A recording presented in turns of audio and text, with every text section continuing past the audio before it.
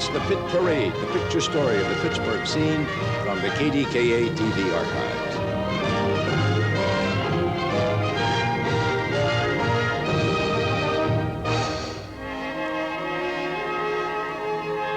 And the children of Israel went into the midst of the sea upon the dry ground, and the waters were a wall unto them on the right hand and on their left.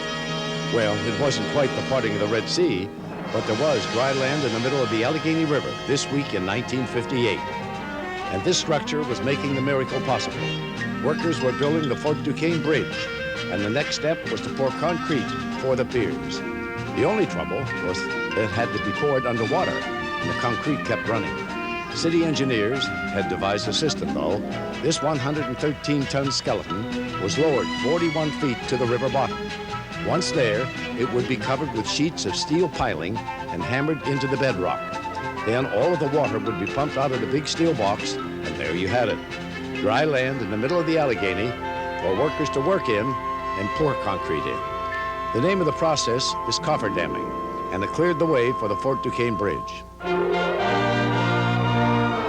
Fort Duquesne, Fort Pitt, and all the rest of Pittsburgh history was being remembered this week. It was a happy bicentennial birthday for Pittsburgh. Our fair city was 200 years old this week in 1958, so that makes it 229 years old today. The bicentennial was marked with a celebration in Mayor David L. Lawrence's office.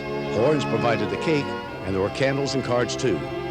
After the ceremonial sword cutting, Mayor Lawrence sent the cake to the children at Children's Hospital. 200 years, and all started with that French fort at the meeting of the Allegheny, Monongahela, and the Ohio rivers. That tiny fort was getting national attention this week in 1958 with the issuing of a new 4-cent stamp. Yes, you heard it right, 4 cents. The new 4-cent Fort Duquesne stamp had been minted and sent to Pittsburgh for its first cancellation. There was quite a ceremony, quite a crush at the newly opened Gateway Center Post Office.